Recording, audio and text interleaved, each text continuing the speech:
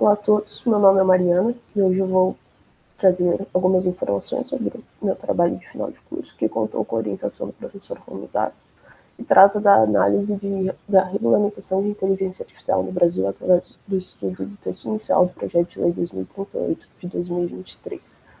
Bom, como dito anteriormente, o principal objetivo desse trabalho é discutir o processo de regulamentação de inteligência artificial no Brasil, e para isso será feita uma análise do projeto de lei 2038 de 2023, que é o que a gente tem de mais avançado no legislativo do país em 2024, atualmente está em trâmite no Senado Federal.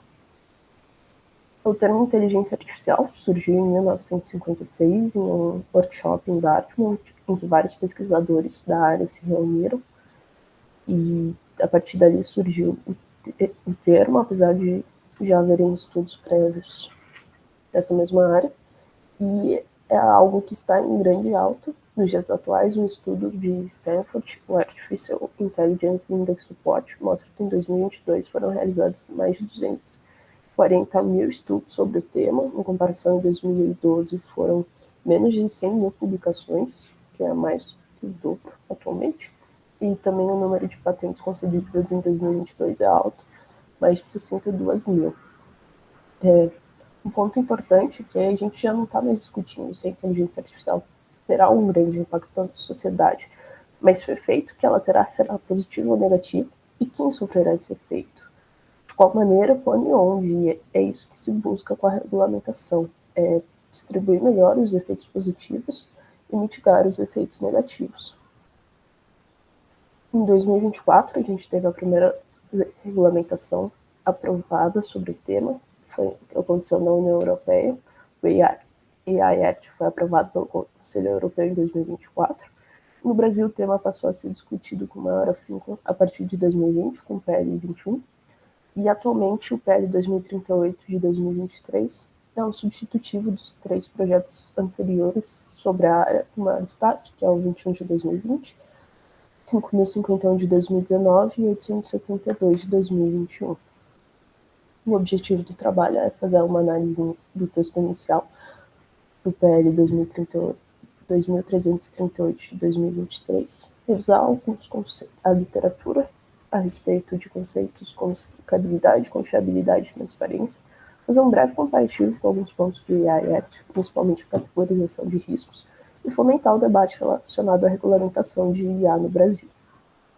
O projeto de lei 2338 de 2023 surge como substitutivo de projetos de leis anteriores e foi proposto em 2023 pelo senador Rodrigo Pacheco. Conta com 9 capítulos e 45 artigos. O primeiro capítulo trata de alguns fundamentos e princípios que devem ser seguidos por sistemas de IA, e também define alguns conceitos específicos. O capítulo 2 trata de direitos a pessoas que têm contato e são impactadas por sistemas de inteligência artificial. O capítulo 3 categoriza os sistemas de IA em diferentes grupos de risco.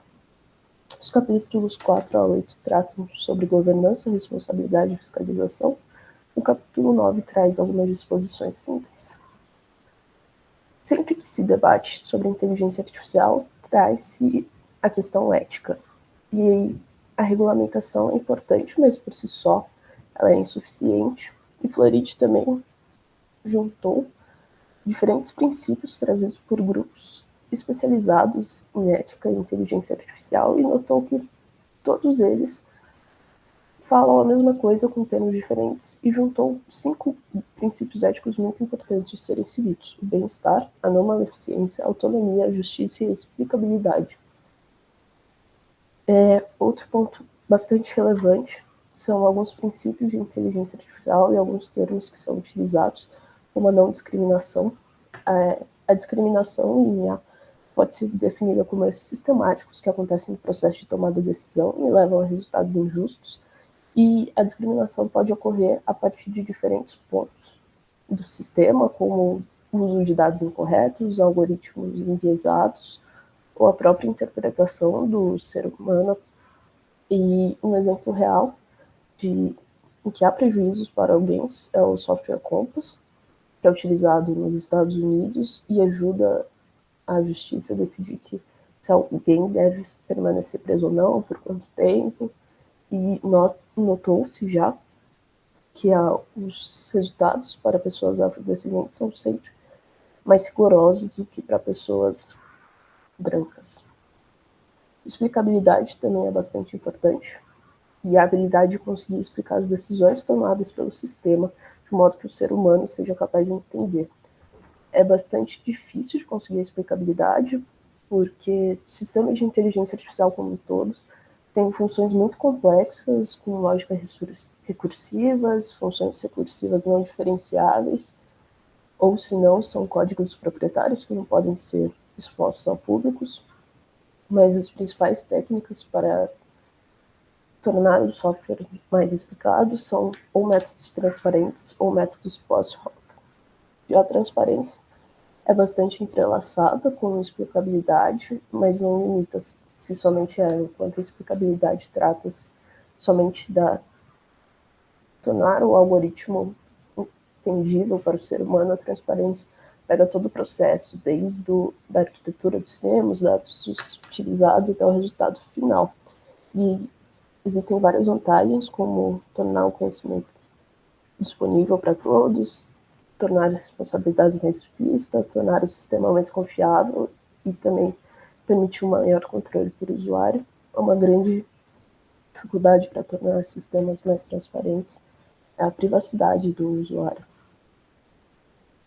Já a confiabilidade é a probabilidade zero de falha na operação do sistema por um período de tempo determinado em um ambiente específico, e é bastante importante, pois sistemas de IA estão trabalhando com áreas que levam perigo à vida humana e não podem falhar, como aplicações da medicina e carros autônomos. E para tornar um sistema mais confiável, várias técnicas são empregáveis, desde uso de testes nos sistemas, verificação que os dados estão corretos com pré-processamento, tornar o algoritmo mais eficável, entre outros.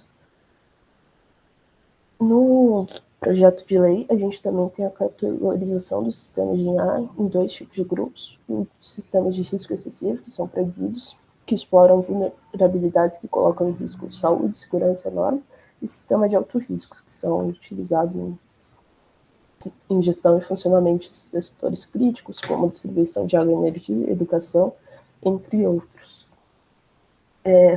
O AI Act também há uma categorização de riscos, só que eles têm 4 grupos, sendo eles os riscos inaceitáveis, risco elevado, que são semelhantes aos grupos que foram propostos aqui no Brasil, mas também tem o risco limitado e o risco mínimo, que são sistemas que não impõem grandes riscos à sociedade. E eles também categorizam sistemas de propósito geral, como o ChatGPT, que não são explicitados aqui no projeto de lei 2338. Um outro ponto relevante que é trazido no projeto de lei é a autoridade competente, que é definida no próprio texto legislativo como o órgão ou entidade da administração pública federal responsável por zelar, implementar e fiscalizar o cumprimento dessa lei em todo o território nacional. O grande problema com ele é que não há uma definição clara de quem será esse órgão, se será criado um novo órgão, se será a NPD ou órgãos setoriais, e é preciso ter essa definição o mais logo possível. Então, para finalizar, a gente verifica que esse passo dado pelo Senado em busca de regulamentar a inteligência artificial no Brasil é importante, mas ainda é insuficiente, pois existem vários buracos no texto. Não há significados claros de ideias-chave em IA. Há uma grande abstração a respeito do sujeito responsável por implementar e fiscalizar a lei, quem seria a tal autoridade competente. Mas a gente também confere que o debate e a proposta são muito válidos e importantes, mostram que o Brasil está antenado a tendências globais e dando a devida relevância ao impacto do desenvolvimento tecnológico. E é primordial que exista uma constante conversa entre legisladores, pessoas técnicas da área, a população em geral, para que todos sejam beneficiados com tais projetos. E é isso. Muito obrigado. Até mais.